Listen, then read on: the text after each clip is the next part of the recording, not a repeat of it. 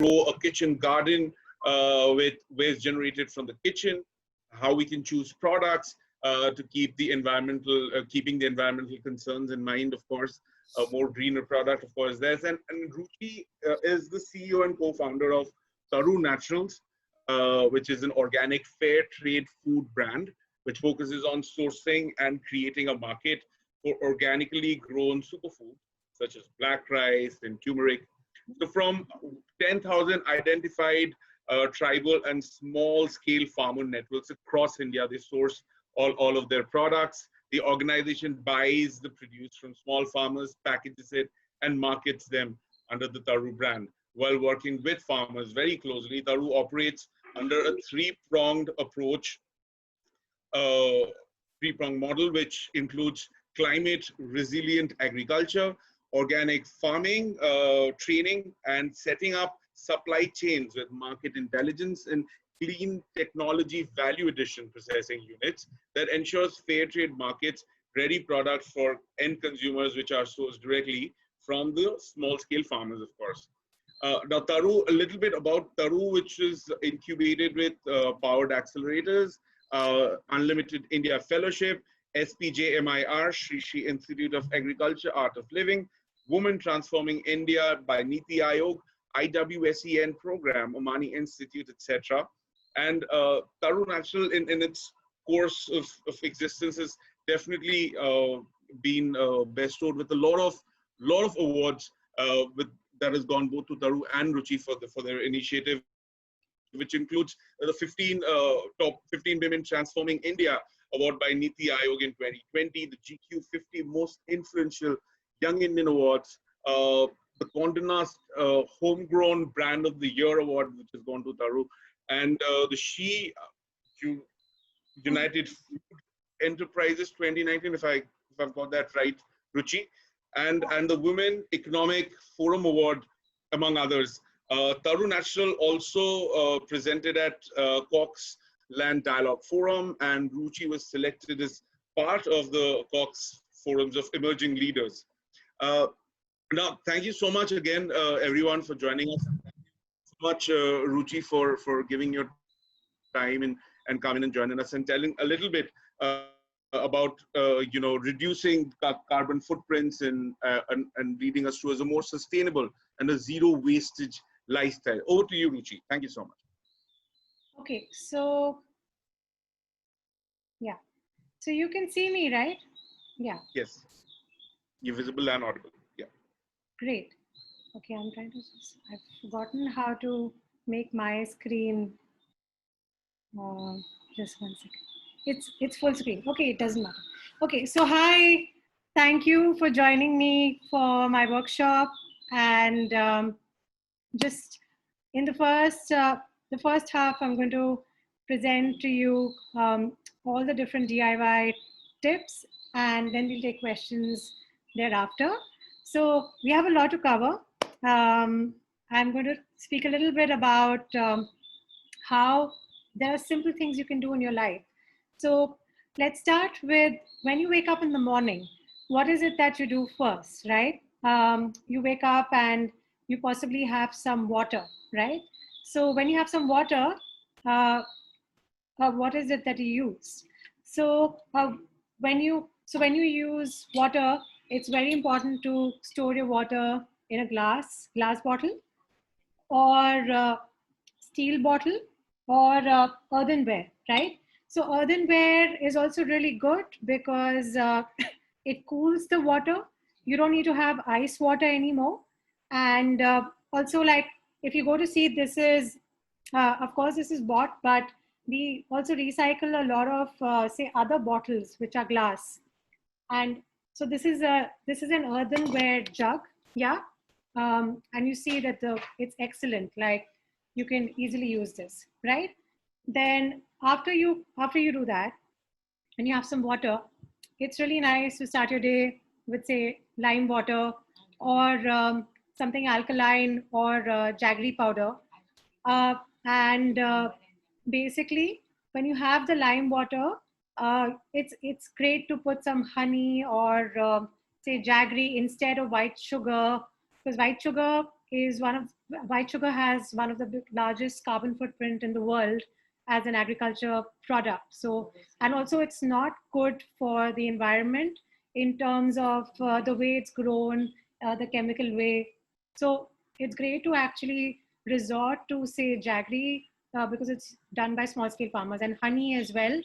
You can put in your lime water, which is apiary grown ideally because it conserves the environment, right? So you start with that. Then when you actually enter your bathroom, uh, great to stop using a plastic brush, and great to use a wooden toothbrush. Now this is a little worn out toothbrush. I, during lockdown, I've not had access to some of the new plastic brushes, new wooden brushes, but I'm just showing you an old toothbrush, a little worn out because of the lockdown. So great to use this instead of, say, the plastic one. It's said that a lot of the plastic actually lands up in the ocean. We don't want our, plastic landing up in the ocean. So one of the things is to just start at your house. When it lands up in the ocean, it breaks down into really small particles of plastic, and that's called microbeads. And those microbead plastic particles actually go all across in the ecosystem, right? So you wouldn't actually know it lands up in your fish, it lands up in your stomach at the end of it. A lot of what you put in your drains and in the ocean actually lands up in your food. It's part of the web ecosystem. Then after that, you put toothpaste. Instead of actually using toothpaste, there's a very ancient method of using neem. So neem is fantastic. I don't know if you must have remembered your grandparents, or even if you go to villages, right? In most of the places where we work, a lot of the farmers, many times they sleep on the fields. So the minute they wake up in the morning, this is what they use, neem leaves. So neem leaves, the stick, right? So you cut the stick, okay? It's very simple, yeah? You cut the stick, and basically that's it, right? You use this like this, can you see? Into a brush. Yeah, so that's it. This is basically a brush. So like, for example, like this, right? So you take it all across, and then you take the leaves, yeah? And then you can chew. I mean, I know neem is very bitter, but if you can't digest the bitter part of it, don't worry about it. The stick is perfectly fine. Then this is a tree called Pungemia. It's also called Karanj. It's also called Karanj in Hindi. And you can use a stick of this. And also the leaves are great. So ideally, even in rural India, like you have, so this is a combination of something you can use. You can also make your own toothpaste. One of the most powerful ways of making toothpaste is a mixture of bentonite powder, and you can also put neem powder, haldi, all these kind of different things you can mix and make your own toothpaste. And I will send you a very good recipe which we use at home. In fact, my grandmother, while we grew up, she had her own secret recipe of manjan, which is great for the mouth. You can use alum as well for toothpaste. So it's really important to not use fluoride toothpaste, because the fluoride goes inside the water in the drains, and that drain water goes into the sea. Again, it's not great for the water table. So yeah, so great. After you finish that, then you go to have a shower. Yeah. So this is a very old packet of this I have. I'll show you. Multani mitti. Yeah.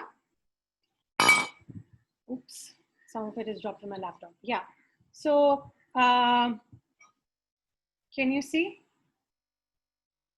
Yeah, it's like basically powdered this thing. So Multani mitti is something really great for the skin. You can use it for, and Multani mitti is something you get anywhere in like any kirana shop. Like it's so freely available, right? So that is something you can use. One packet is really good. Like it lasts for a really long time. You take some multani mitti, put some water in it. I've been using multani mitti all my life. In fact, if you put it in water, you mix it and then apply it all over your body. It's like a really good paste, right? So basically that. Then in order to scrub yourself, this is a loofah. Again, this is very old loofah. So you can actually recycle your loofah for a really long time. It's basically come from a very good source. Like I picked it up while traveling, you know. I have not bought this. This is a natural ocean loofah. So this is a great source. Okay. Then one of the things, yeah. So the other thing is this is like fiber, coir fiber. Again, you get this in all kirana shops, so you can use this to scrub your body. So this is really great to sort of replace your plastic stuff which you get. So yeah, this is a really good thing. Then after that, the other thing I want to talk about is shampoos, right? Now shampoos are really very easy to make. Have you seen shikakai seeds? Sorry, Rita seeds, yeah. So Rita, can you see Rita? Yeah, can you see? Yeah. So this is Rita seed. And then one of the most powerful ways of actually using Rita is to soak it. So I'll just show you how to use it. You take a couple of seeds, and this soap nut, basically this is called soap nut, and it's available in all Ayurveda stores, and even in your Kirana store, it's easily available. So you put this in a small vessel, yeah, and then 1 second, I'm just going to get rid of the multani mitti, and then you add water, okay. Basically here, can you see it? And then you keep it overnight, yeah. So in the morning, in the morning when you wake up, you'll see that it started becoming soapy. So that's when actually you macerate it and you crush it, and then you take a sieve, and then you take the sieve and basically you remove the seeds, and it becomes very soapy, yeah. So right now, even when you can see, it is nicely soaked, yeah.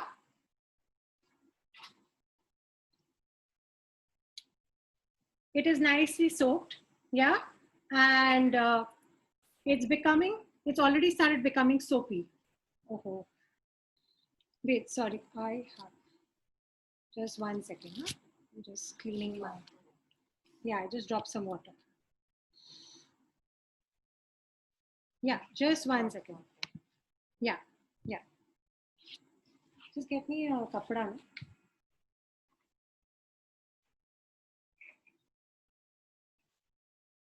Yeah. Yeah, you can try restarting it now. Yeah, I don't know where to go though. Oh yeah, start video. Can you see me now? Is it better? You haven't appeared yet, but maybe I'll just wait. Yeah, we can see you, but there's a slight lag. I think it's fine. We can go on with the conversation. There's a slight glitch, but that's fine. We can see you, but. Yeah, okay. I'm just going to go back to full view. I don't know how to go full view now. Oh, no. Okay, like this. Yeah. Okay, gallery view is fine. Okay, so mulch is basically how you put dried leaves on top of your soil, right? So here you see is a pot, and we've actually added so many dried leaves on top of the soil. Now it's very important to have dried leaves on top of all the soil you have, because it works as mulch. And just as I was saying, that the skin is like a cloth. It's a cloth for the body, right? and the microorganisms inside the stomach, they actually send the food to all the to the rest of the body, to all the organs, right? So remember, you should compare your body exactly how soil is and the earth is. There's no difference here, because the soil is literally like the stomach of the earth, right?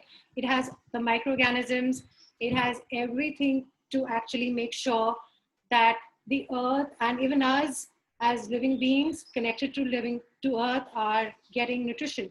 So that's why dried leaves actually ensure that there's humus, there's dampness, which is maintained in the soil, as well as they cover the soil with, they cover the soil with,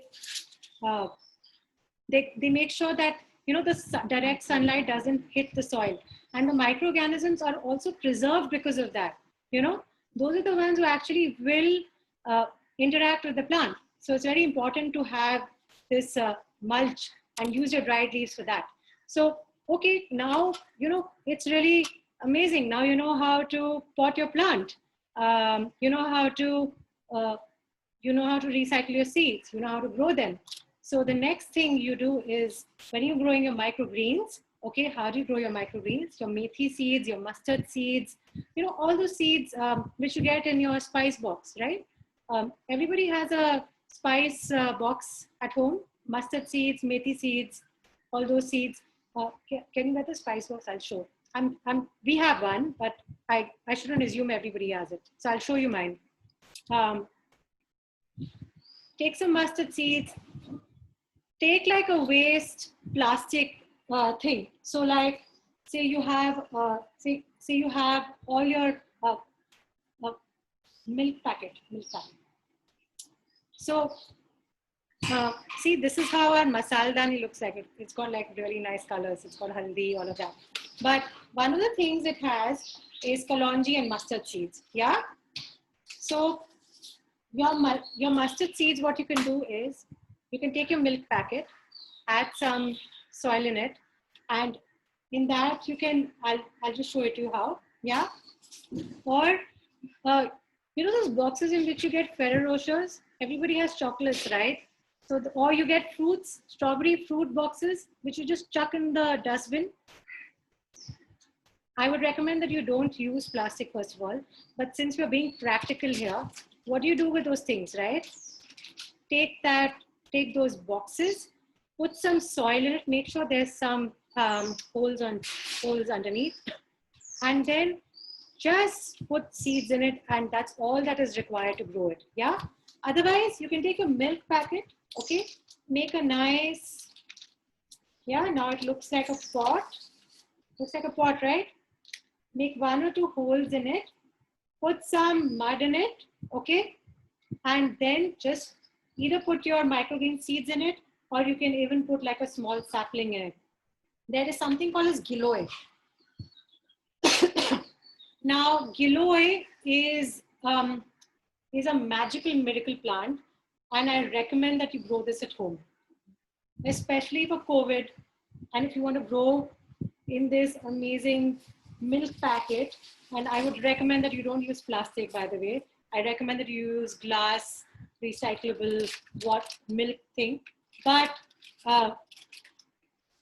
this is a typical giloy root, and now this is very ancient giloy root, or rather mature root.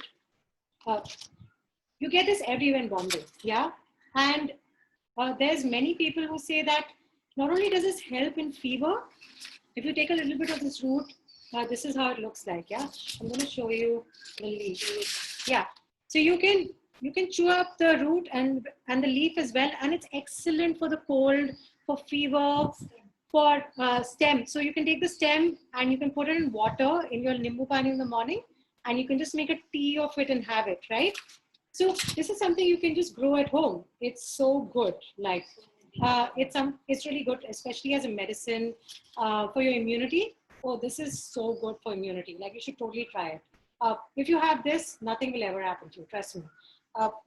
Just since we're talking about immunity very, very quickly, the other thing you should have at home is something called as vasa. This is also called as adusa. Yeah, since we are on the COVID topic, I will get back, of course, to the microgreen thing very, very quickly adding. This is adusa and this is vasa. So this is something you can make a tea out of. In Andhra Pradesh, you call it adatoda. It's called different things, right? You can make a tea out of it. It's very good for colds, for fever, for immunity. And tulsi as well, great to grow at home. If you have this first thing in the morning, excellent for immunity. In fact, when I used to go to school, my mother used to add tulsi leaves, and even now, anybody who meets me, you'll find tulsi leaves always in my water bottles. It's so good as a purifying thing. Like the matka, the mattika jug we have, the mattika jug which I showed you earlier, and the matka. If you just add a little bit of tulsi leaves in it, or khas roots for purifying, or moringa leaves, it's really, really good as a purification. And even the other thing I want to show you is Lakshmi Taru. You should grow this as well at home. Lakshmi Taru, very good nitrogen fixing, very good for immunity, again, cancer. Many people say that's really great for cancer. And excellent to grow at home. Many uses again. So this is a topic we can go on about. But lemongrass, again, put it in your tea, put it in water.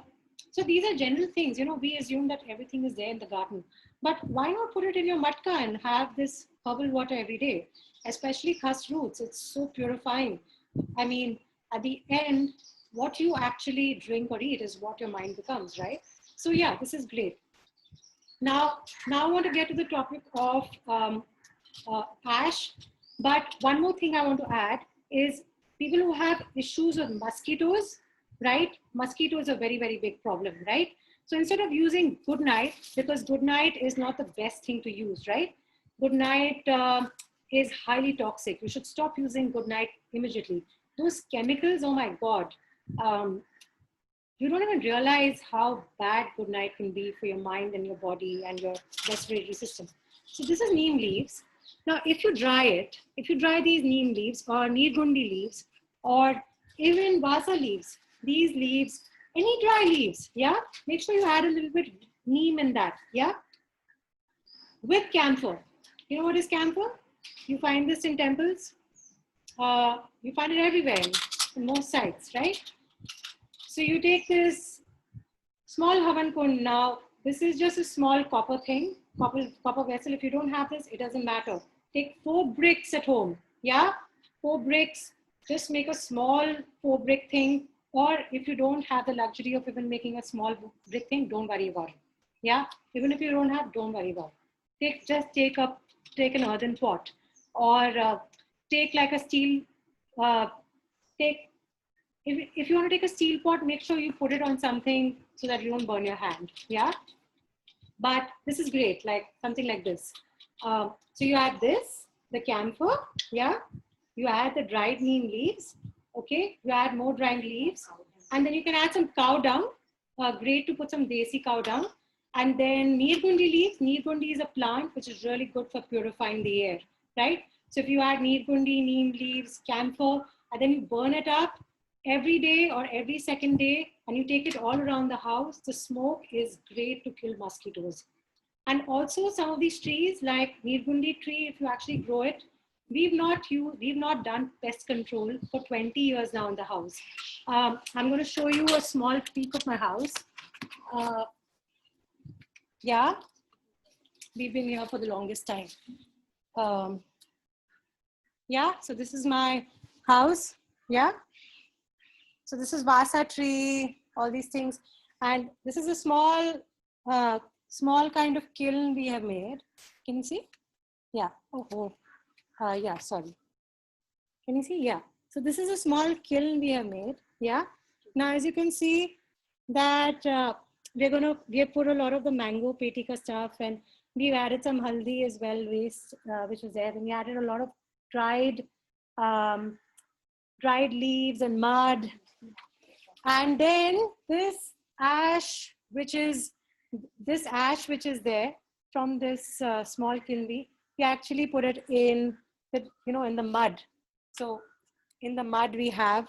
So it's great because this ash really helps as fertilizer and even as pesticide, because in both ways it has a lot of, it has cleansing powers as well as it has fertilizer power, it has everything, right?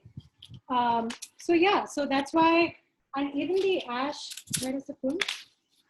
Yeah, so even the smoke of this ash is great in your house. Like, it just purifies the air, and it's great to have good energy in the house, and also it cleanses your mind, your body, and it's really nice to have this energy and then meditate. It's great. Okay, so here we cover this ash, and in fact my elder sister Rashi Jain, in Studio Karwa, she uses this ash in her glazing in ceramics.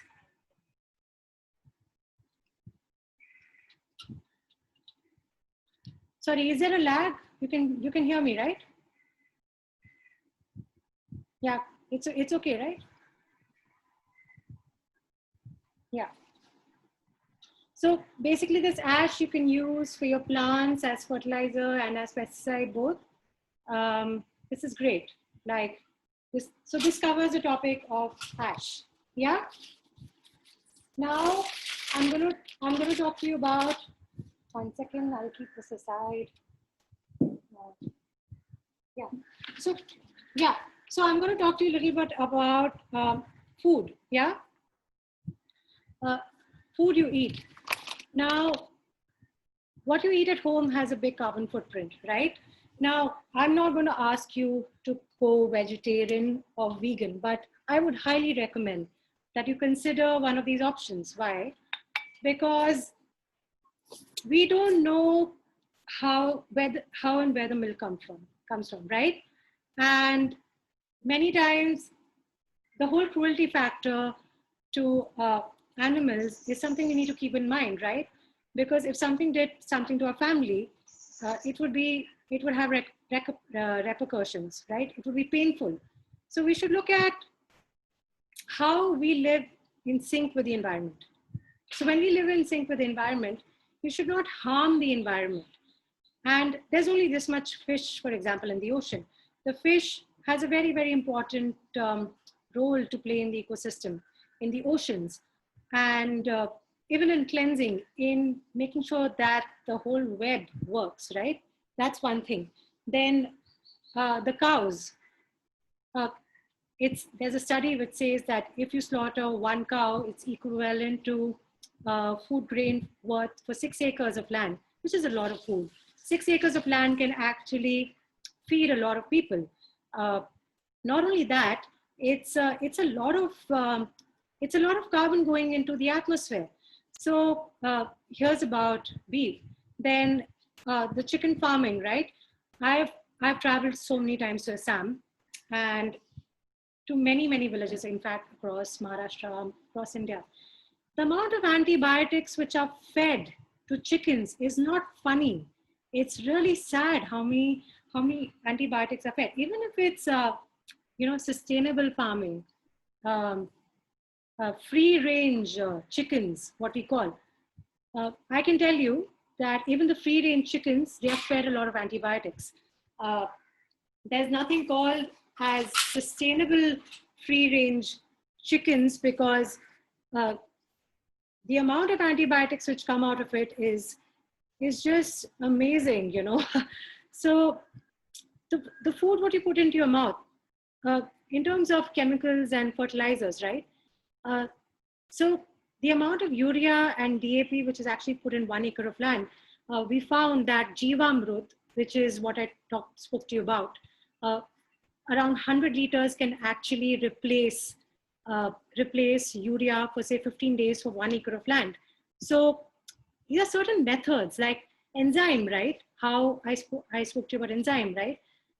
If you actually use these enzymes and these different DIY techniques, it's very easy to actually convert, say, farmers to a certain kind of farming. And it starts with you, like how you can do your kitchen garden at home, grow your own microgreens, grow your own food. And there's like, you should just start and be your own farmer and be your own gardener. and talk to plants. And then you will realize that there's another world out there, just start preserving your seeds, start using cuttings and growing your own plants. And you will realize that actually the solution is with you. So start with these basic things. And like another thing, I'll give you an example, right? Now, one of the things we do at home is we make our own jams and pickles, right? Fermentation has become a really, really big thing. But just by the way, fermentation is 10,000 years old in India, right? So this is an orange peel. Yeah, everybody can see it's an orange peel. Now this is dried orange peel. Every time I eat an orange, my mother's actually made this habit in us that we actually preserve the orange peel. Now, this orange peel goes into my morning tea every single day. We have used it in our marmalade jams, in making some very interesting food preserves, right? So you can use, like for example, watermelon seeds. People don't want to eat watermelon seeds anymore, but actually it's great. Lemon peel, right? Lemon peel is great because then you can dry it. See, look at this. This is a lemon, and this is a waste plastic. Oh, I have to talk to you about containers. Yeah, and how to store. So for example, these lemon peels, very important. You can just dry it and then sort of make, sort of store it, right? And again, we use this in our teas, our jams, our preserves. See, this is a preserve we've made, and we've added orange peel and lemon peel. Look, in terms of cooking vessels, okay, we use only mud. Most of the times we use only mud, okay, cooking vessel, which is great. It also gives employment to the local potters. But even for storage, see, this is lemon peel again, right? Let's not assume that actually mud breaks on the gas. No, that doesn't happen. It's actually a very, very fruitful way of making, of preserving as well as for cooking. Use cast iron, use iron. In a lot of villages we work with, it's very nice because the kitchens are very colorful. They have brass, they use copper vessels, they use mud vessels. Let's get back, and don't use aluminum, please. Aluminum is not good for the mind. It causes, there's a reason why it was used, and long-term use of aluminum vessels causes Alzheimer's. So let's completely remove it from our kitchen. This is a cast iron kadai, okay? Let's try and use some cast iron or some iron kadais. Yeah, it'll take some time to actually make these changes, but once you make these changes, trust me, it doesn't take time to actually switch, right? So this is again an iron kadai, a pan. Yeah. Then yeah. So these are basic things. When you actually make your tea as well, you can put herbs from the garden. You can put some orange peel, some lemon peel, all made by yourself. So it's beautiful. You can make your peanut butter at home. It doesn't take too much time, right? We even make a peanut butter at home. Okay, so now I'm going to tell you a little bit about wheat and rice and dal. So what, okay, yeah, here's a peanut butter we made at home. Coconut's peanut butter. In fact, we even sell this in TARU. But we made it at home, right? It's really nice. So yeah, so this is that. Then I'll tell you a little bit about khapli atta, okay? This is indigenous wheat, okay? Now, when you actually eat your meal, it's where you have wheat, rice, dal, sabzi, sugar, all those things. Just start with replacing certain things. With your wheat, replace it with indigenous wheat. Why is it important to eat indigenous wheat? Because it's multi-crop, it's sourced from small-scale farmers. Yeah? Then the second thing is your dal. Try and do hand-pounded dals. Again, very good to provide employment to small-scale farmers, and it actually has all the nutrition intact. Even with indigenous wheat, it's highly fibrous, and it has low gluten levels. So it's very good for the stomach. Even with the spices, try and grind them yourself. Get them fresh, if you can, if you have access. Otherwise, buy spices with natural oils. Very important to have natural oils. For example, we have turmeric powder here. So these are certain DIY things. With salt, buy rock salt. You know, rock salt is also very, very good to clean as a cleaning agent. So if you buy rock salt from your kirana ka dukan or say from an organic store, very good to actually use to even for preserving energy in your body if you rub it in on your body, or for if you need to store something, you can add some salt. You can add some salt in the grain box, or yeah, yeah. You can add some salt in the grain box. You can add some neem leaves. You can add some Lakshmi Taru leaves in the grain box, you know. So you can add some hing. You can put some mustard oil.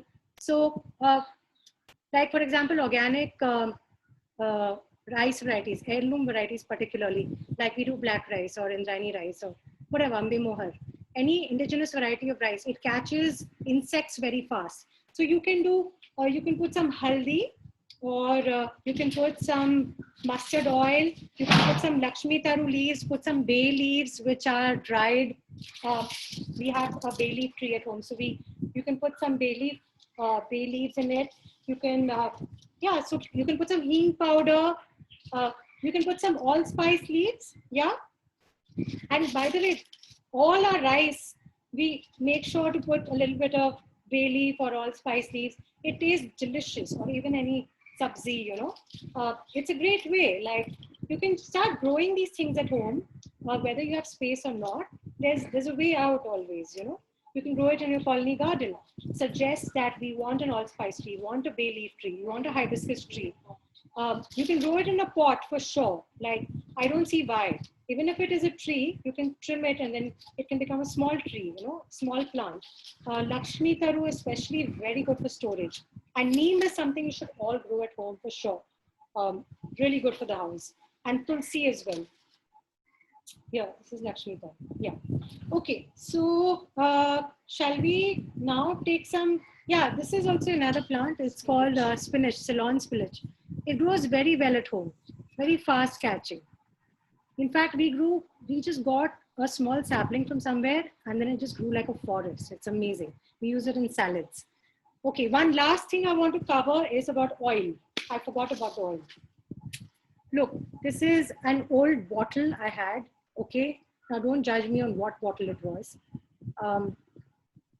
And we added herbs and roots, khas roots, different cinnamon, bringraj, then there's all kinds of things, brahmi, there's all kinds of things. And you know, Ayurveda shops actually give this herb mixture, which you can put in oils, especially South Indian shops. So you put this and you tip it with coconut oil, cold press, always use cold pressed coconut oil or cold pressed oils. That refined oil is not good for the body. Yeah, this is bringraj. Yeah, this is fresh. By the way, this is a wild thing which grows all across Bombay. You will find this on pavements. See, literally you'll find this all over. Sometimes you think, oh, this is a weed, but actually the weed is the best thing. It's the gardener's best friend. It's the farmer's best friend. You know, so let's not remove the weeds. By the way, if you have weeds in your garden or your small kitchen garden, try and use this as mulch. Yeah, remember I told you about mulch, about covering your soil with dried leaves. You can use green mulch. So put it, like all your cuttings and all, you can just put it on the pot and cover your soil with that. This is a moringa leaf, right? Moringa is also great to grow. Sorry. Oh yeah. Okay, this is Bui Amlaki. Where's moringa? Okay, doesn't matter. Sorry, this is Bui Amlaki. This also grows a lot like a weed, and also it's really good for the liver. Very nice to use as a liver tea, you know. For liver, roselle tea grows wild again. That's also very good for the liver. And moringa, this is a plant as well you can grow at home. It's really good for nutrition basically. So yeah, I think I've covered almost everything.